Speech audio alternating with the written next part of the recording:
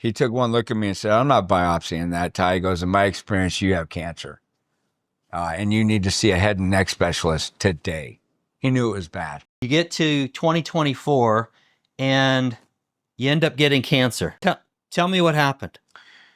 Well, I had a toothache and I was umpiring. I was in my second year of umpiring high school sports. And I had a toothache, my right side and the back.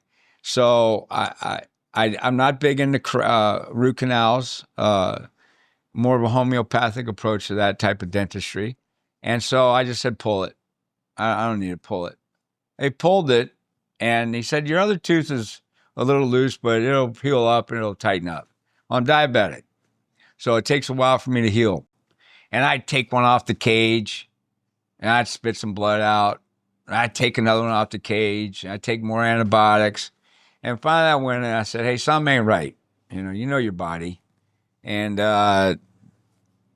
my dentist kind of set an appointment a couple months out.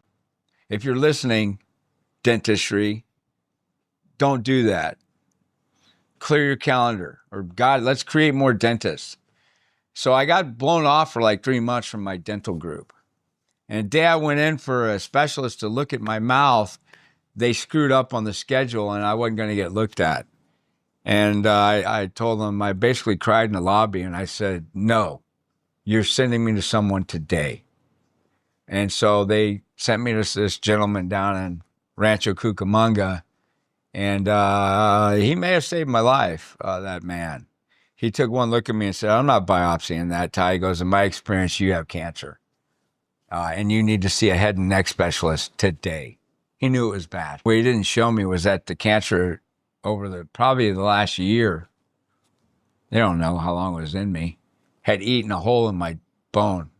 My mandible on my right side only had maybe 1/4 of an inch left of bone before it broke in two. So it was pretty bad. Plan of action was taken, and 31 days later, I was operated on June 25th with a procedure called jaw in a day.